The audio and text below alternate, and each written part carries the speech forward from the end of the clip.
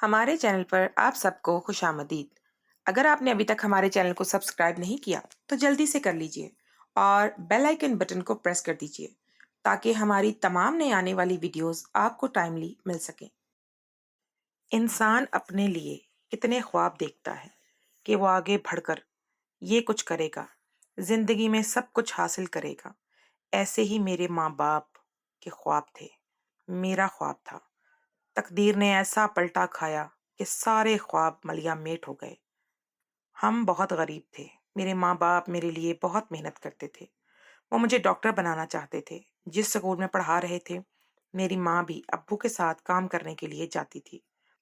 मैं सुबह तैयार होकर स्कूल गई। फिर जब वापस आई तो पता चला कि सैलाब आ गया है। ये देखकर मेरी रूह लरस गई कि मेरी आंखों के सामने मेरे माँ बाप। मेरा नाम नाज़ली है।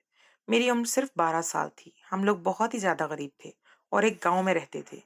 इस गांव में ज़्यादा सहूलियात नहीं थी। सरदार को ही इलाके का वली वारिस समझा जाता था। यहाँ का सरदार भी बड़ा ही जालिम था। वो अपने बच्चों को बहुत अच्छे स्कूल में पढ़ा रहा था, लेकिन कहता था कि कोई बच्चा जो किसी कमी कमीन की औलाद है, वो मैट्रिक से ज़्यादा पढ़ाई नहीं करेगा, वो भी अच्छे स्कूल में नहीं जाएगा। वो हम गरीब लोगों को कहीं जो उसके घर के काम करते थे, जैसे कि गंदम साफ करना, उनके जानवरों का ख्याल रखना, उनके घर की चीजें पकाना, उनके घर की चारपाइयाँ बनाना या उसके घर को साफ करना। इसीलिए वो हमें नीच नस्ल कहता था, क्योंकि हम उसके काम करते थे। पर मेरे बाबा कहते थे वो मुझे डॉक्टर बनाएंगे, और मैं इस गांव की पहली ऐसी लड़की बन गई जो कि डॉक्टर हूँ। मुझे भी डॉक्टर बनने का बहुत शौक था। बचपन से ही मेरा ये ख्वाब था कि मैं डॉक्टर बन जाऊं, लोगों की मदद करूं। ज्यादा एक दफा हमारे गांव में बहुत ज्यादा बीमारियां और बहुत मुश्किल में लोग थे, जो बहुत जोशो जज्बे से लोगों की मदद कर रहे थे और लोग इनको बहुत ज्यादा दुआएं दे रहे थे। मैं भी तो उसी वक्त फैसला कर लिया था कि मैं भी डॉक्टर बनूंगी, और मेरे बाबा ने कहा था कि ऐसा ही होगा। इसीलिए वो मुझे बहुत अच्छे स्कूल में पढ़ा रहे थे। जहां मैं पहले पढ़ती थी, उस स्कूल में मेरी बहुत सारी सहेलियां थी। सारी की सारी ही 5वीं क्लास पढ़ने के बाद अपने घर में बैठ गईं, और अब मैं जिस स्कूल में पढ़ रही थी, यहाँ मेरी कोई भी अच्छी दोस्त नहीं थी। बाबा कहते थे कि तुम्हें दोस्त बनाने से मतलब नहीं होना चाहिए, बल्कि तुम्हें पढ़ने से मतलब होना चाहिए। वैसे भी हम बहुत ज्यादा गरीब, तो बाबा को मेरी फीस पूरी करने के लिए बहुत मेहनत करनी पड़ती थी। बाबा तो काम करते ही थे, साथ ही मेरी अम्मी भी इनके काम करती जाती थी। दिन और वो घर के काम करती थी और फिर बाबा का काम भी करती थी। बहुत ज्यादा मेहनत करती थी। पूरा दिन दोनों बहुत थक जाते थे। एक एक रुपया संभाल कर रख रहे थे, क्योंकि इनको पता था कि डॉक्टर के ऊपर बहुत सारे पैसे लगते हैं। ये बात भी जब सरदार तक पहुंची थी कि मुझे महंगे स्कूल में दाखिल करवा रहे हैं और मैट्रिक करवाना चाहते हैं, तो उसने मेरे बाबा को बुला लिया था। मेरे बाबा बहुत डर गए थे, और मेरी माँ कहती थी क्योंकि सरदार जिसको भी ऐसे बुलाता था, वो शख्स वापस नहीं आता था, सिर्फ उसकी लाश ही वापस आती थी, और फिर कोई सरदार का कोई बिगाड़ भी नहीं सकता था। मैं बाबा को कहती थी कि मैं भी साथ जाऊंगी, लेकिन बाबा ने कहा कि कुछ नहीं होता, बात करने के लिए बुलाया है। फिर पता नहीं उसने 1 घंटे तक बाबा से क्या बात की थी और बाबा ने क्या जवाब दिया था, लेकिन बाबा ने कहा था कि तुम फिक्र नहीं करो, सब कुछ ठीक है। हमारे गांव में मैट्रिक के बाद लड़कियों का कॉलेज भी नहीं जाने दिया जाता था, और कोई कॉलेज था भी नहीं। मुझे पढ़ने की शायद इसके शहर जाना पड़ता। मेरे बाबा कहते थे कि हम झूठ बोल देंगे कि इसको कोई काम के लिए भेजा है उसके मामू के घर, जो शहर में रहता है, और वहीं पर ये पढ़ाई करे। लेकिन अगर ये बात किसी दिन सरदार को पता चल जाती तो हम तीनों को वो मार देता। कहते हैं सरदार तो माँ बाप की जगह होता है। हमारे गांव में ये बात मशहूर है, लेकिन हमारे इलाके का सरदार अच्छा नहीं था। कि जो वो अपने बच्चों के लिए पसंद करता था, वो हम गरीबों के बच्चों के लिए कभी भी पसंद नहीं करता था। वो नहीं चाहता था कि हमारे इलाके के बच्चे इसके बच्चों से आगे निकल जाएंगे। और अब इनमें जिस स्कूल में मैं पढ़ रही थी, इसके बच्चे भी इसी स्कूल में पढ़ने के बाद शहर चले गए थे आगे पढ़ाई करने के लिए। यानी अभी मैं इसके बच्चों की जगह पे जा रही थी। अभी से ही इनका मुकाबला कर रही थी, और इस बात का एहसास था। सरदार को मेरी अम्मी के घर के भी काम करती थी और बाहर के भी। अब्बा को जो काम होता था वो कर लेते थे। मैं इनको कहती कि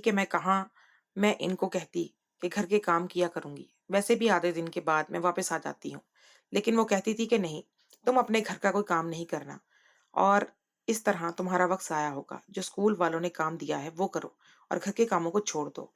ये हमारे घर के छोटे छोटे मसले थे। ये सब तो साथ साथ चलते ही रहते थे, लेकिन आजकल हमारे इलाके में बहुत ज्यादा बारिश हो रही थी। शुरू शुरू में जब बारिश हुई तो सब लोग काफी खुश हो गए, क्योंकि हमारे इस इलाके में बारिश कम होती थी। इसलिए सबने कहा कि अच्छी बात है, बारिश हो रही है तो फसल ही अच्छी हो जाएगी।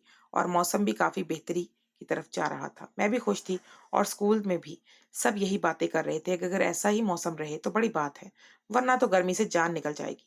जब थोड़ी बहुत बारिश होती है तो उसके साथ कीचड़ भी होती है, थोड़ी बहुत जहमत भी होती है रहमत के साथ। लेकिन हमें ये नहीं पता था कि यहाँ पर रहमत पूरी तरह से जहमत बनकर हमारे लिए अजाब और किसी क्यामत की सूरत इख्तियार कर लेगी और हम पे मुसीबत बन जाएगी। बारिशों में शिद्दत आने लगी और अब रोज बारिश होने लगी।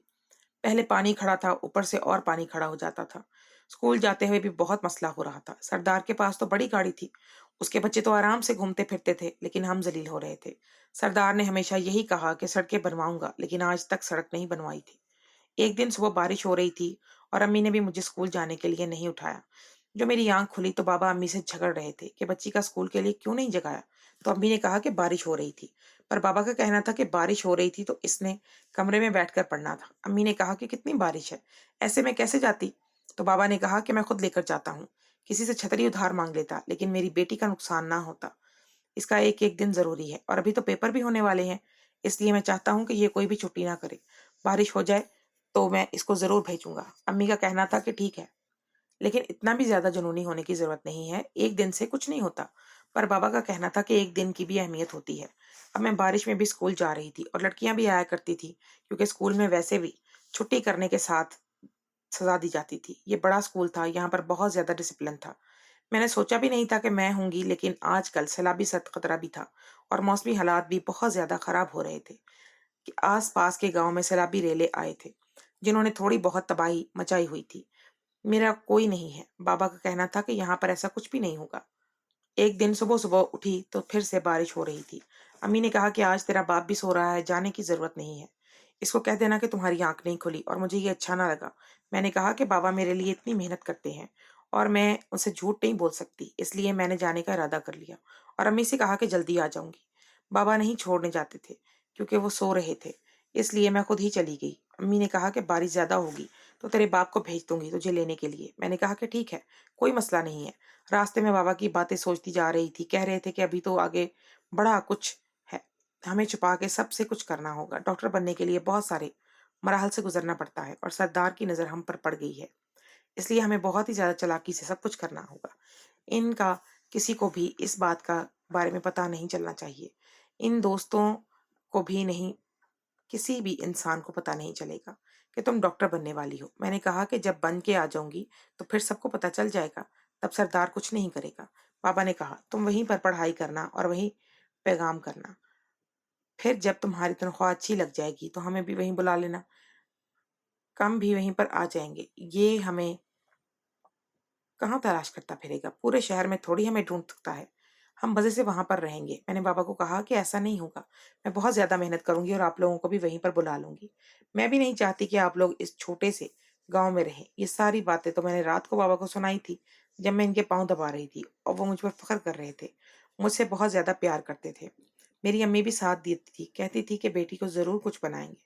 दरअसल ये भी वही बात थी कि मेरे बाबा खुद को डॉक्टर बनाना चाहते थे, लेकिन इस टाइम सरदार ने भी पापा को डरा दिया था और वो डर गए। उन्होंने कहा कि अपने बेटे को डॉक्टर बनाने के लिए पीछे सारे खानदान की जान ले लेंगे। इसीलिए उन्होंने हिम्मत हारी कि बाबा बिल्कुल भी हिम्मत हारने के मूड में नहीं थे, वो बहुत बहादुर थे। स्कूल गई तो पता चला कि लड़कियां बहुत कम आई हैं, इसलिए क्योंकि बारिश है, इसलिए कि बारिश बहुत तेज थी। टीचर आ गई हैं, उन्होंने कहा कि सब लोग बैठकर अपना जो भी उन्होंने पढ़ा है वो याद करें। थोड़ी देर के बाद मैं सुन लूंगी। हमें पता था कि आज पढ़ाई नहीं होगी, लेकिन मेरी दोस्त नहीं आई थी। अगर वो आई होती तो उसके साथ बैठकर थोड़ी बहुत बातचीत कर लेती। मैं अपनी पढ़ाई में मसरूफ हो गई। दोपहर 11 बजे थे कि हम स्कूल वालों को एक ग्राउंड में बुला लिया गया। टीचर्स आपस में कुछ बातें कर रही थी और प्रिंसिपल की शक्ल देखकर भी ऐसा लगता था कि कुछ बुरा होने वाला है। समझ नहीं आ रहा था कि क्या होने वाला है, लेकिन कहीं ना कहीं कोई गड़बड़ जरूर थी। फिर प्रिंसिपल ने बोलने की कोशिश की, लेकिन किसी ने उनके कान में कुछ बात कही और वो मजीद परेशान नजर आने लगी। उन्होंने कहा कि आप सबको छुट्टी दे रहे हैं क्योंकि बारिश बहुत ज्यादा हो रही है। आप सब लोग अपने अपने घर की तरफ चले जाएं, घबराएं नहीं और लाइन बनाकर क्लास से निकलें। परेशान होने की जरूरत नहीं है, कुछ दिन तक रहेगा। जब बारिशें खत्म हो जाएंगी तो स्कूल खुल जाएंगे। तो यूं घबराई मैं भी लग रही थी, लेकिन इस तरह की बातें करनी थी कि जैसे कुछ नहीं हुआ है। अचानक वहां पर कुछ ऐसा हुआ कि हम सब हैरान रह गए। अचानक से ही हमारे कारी साहब, जो हमें कुरान पढ़ाया करते थे, वो स्कूल के अंदर आए और उन्होंने प्रिंसिपल के हाथ से माइक छीन लिया।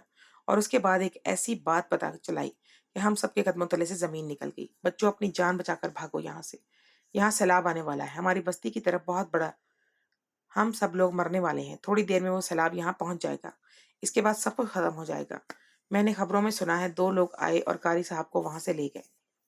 वो बुरी तरह रो रहे थे और कह रहे थे कि सारे अपनी अपनी जान बचाओ, क्योंकि इनका टाइम बर्बाद कर रहे हो। टीचर ने कहा कि आपको जल्दी छुट्टी दी जा रही है, इसीलिए आप लोगों को बारी बारी फोन करने का मौका दिया जाएगा। अब अपने घर वालों को फोन करें, वो आकर आपको ले जाएंगे। इस वक्त भी काफी टाइम जाया हो रहा था, क्योंकि इस मुल्क के बच्चे ज्यादा थे। कारी साहब की बात सुनकर हम सब हैरान थे, लेकिन टीचर ने कहा था कि वो जो कह रहे हैं वो झूठ है, ऐसा कुछ भी नहीं है। मेरी बारी आई तो मैंने कहा कि मैं तो पैदल स्कूल जाती हूँ, लेकिन अब्बा ने कहा था कि अगर बारिश ज्यादा हो रही हो तो वो मुझे खुद लेने आएंगे। आप लोगों ने छुट्टी टाइम से पहले कर दी है, इसलिए मुझे फोन करके बताना है। मैडम ने कहा कि तुम फोन कर लो। मैंने कहा फोन नंबर मिलाया, लेकिन बाबा का फोन बज रहा था, पर फोन उठा नहीं रहे थे। ऐसा कभी नहीं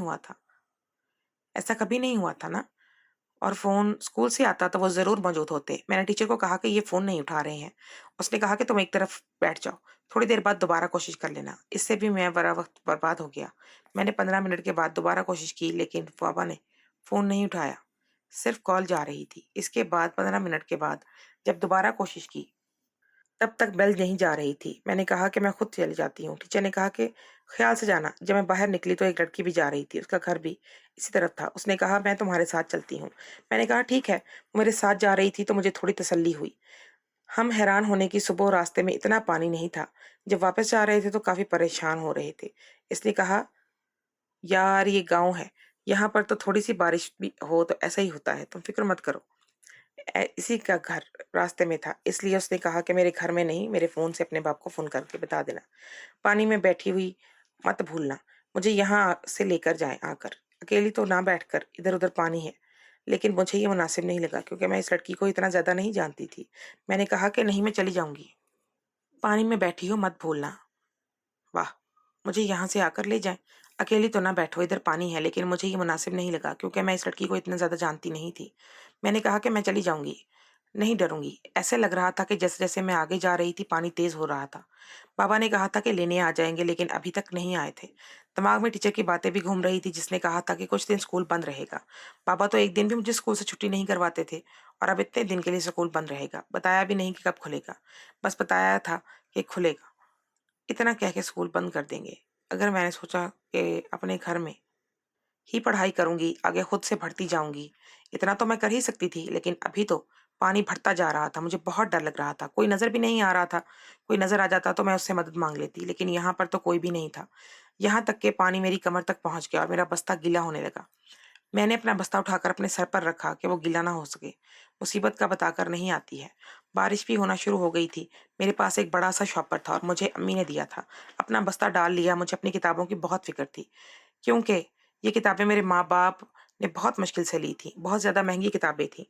मैं इसी तरह अपने घर की तरफ जा रही थी और पानी बढ़ता जा रहा था। मेरे लिए एक कदम उठाना भी मुश्किल हो गया था, और दूर से ऐसा लग रहा था कि जैसे मेरे घर की दीवार नजर नहीं आ रही है। मैंने आसपास देखा। गलियों में पानी होने की वजह से इनमें गली भूल कर गलती जगह पर तो नहीं आ गई थी। मेरा घर तो यहीं पर होना चाहिए था। पानी ज्यादा होने की वजह से पता ही नहीं चल रहा था कि कौन सी गली है, किस रास्ते पर है। कुछ लोगों के घरों के अंदर पानी जा रहा था। अजीब बात यह थी कि कोई भी शख्स दिखाई नहीं दे रहा था। मुझे बहुत ज्यादा डर लग रहा था। मुझे समझ नहीं आ रहा था कि मैं क्या करूं। मैंने अपनी जिंदगी में पहली दफा इस तरह की सूरत हाल देखी थी।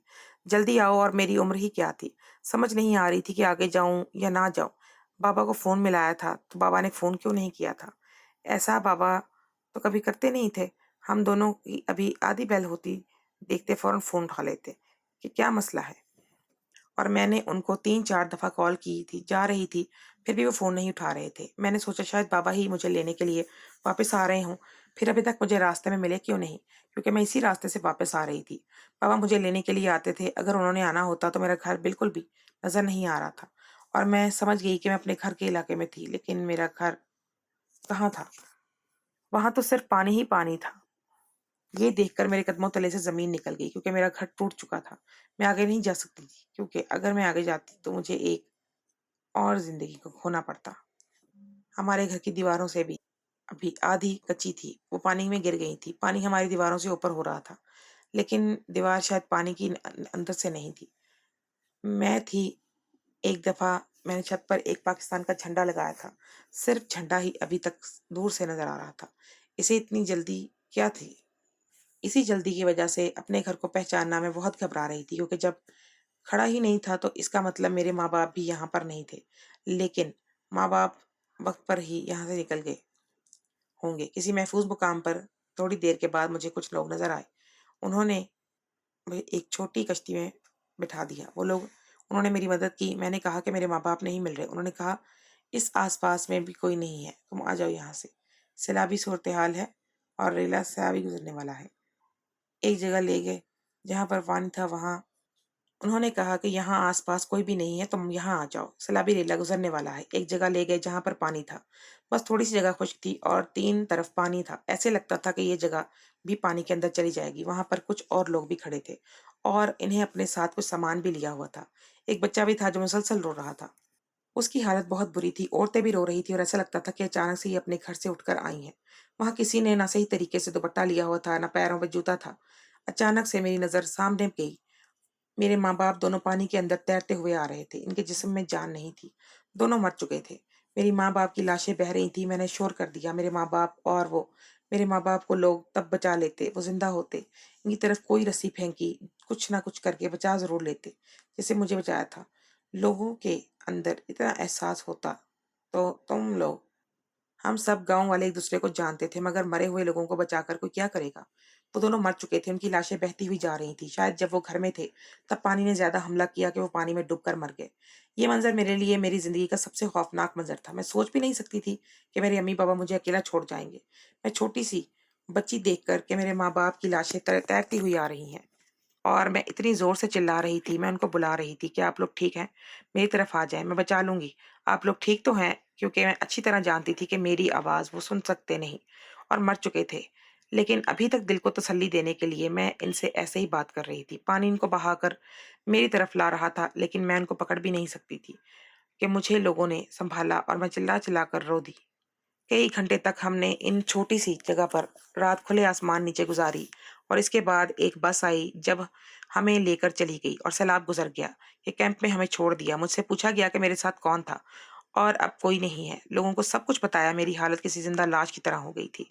सब लोग मेरी तरफ हैरान-कुरान देख रहे थे और मुझे बाद में ये पता चला कि हमारे गाँव का सरदार ये सब कुछ होने से पहले ही अपनी बीवी-बच्चों को देखकर किसी महफ़ूज़ मुकाम पर चला गया है। वही इंसान जिसने वादा किया था इस गाँव को महफूज़ बनाने का, यहाँ सड़क बनाने का और हमारे लिए सैलाबी तदाबीर करेगा। जब कोई मुसीबत आए तो वो सबसे पहले ही यहाँ से निकल गया और हम सबको मरने के लिए छोड़ गया। हमारे गाँव में हज़ारों लोग मर गए, हज़ारों घर बर्बाद हो गए, जानवर मर गए, फसलों को भी सैलाब अपने साथ ले गया। अब न जाने इस सब के निकलने के लिए कितना वक़्त लगेगा। कहते हैं कि क़यामत आएगी, लेकिन हमारे तो लिए तो क़यामत आ गई है और मेरे लिए तो वो क़यामत आ गई थी। मेरे बाबा इस दुनिया में नहीं रहे थे। अब मैं क्या करूँगी? मुझे नहीं पता मैं कहाँ जाऊँगी, मेरा क्या होगा? मेरे माँ-बाप के साथ वो ख्वाब भी मर गया कि मुझे डॉक्टर बनना चाहिए। अब मुझे डॉक्टर कौन बनाएगा? मेरे ऊपर पैसे कौन लगाएगा? कौन मेरे लिए सुबह उठेगा और मुझे ये समझाएगा कि तुम्हारे साथ बस तुम मेहनत करो, हम हैं, क्योंकि तुमने डॉक्टर बनना है, जिनके बगैर मैं खाना नहीं खाती थी, इनके बगैर किसी से ज़िंदा रहूँगी। यही सोच-सोच कर मेरा दिमाग पक गया और हम ऐसे देश में रहते हैं जिसके हुक्मरान ही अवाम के हक पर डाका मारने के लिए बैठे हैं। हमारे गाँव के एक इंतहाई गरीब और नापसंदीदा गाँव है, लेकिन पानी ने किसी किस्म का रहम नहीं खाया। सब कुछ अपने साथ लेकर गया। बस मेरे लिए दुआएँ खाली रह गईं कि अल्लाह मुझे सब्र दे।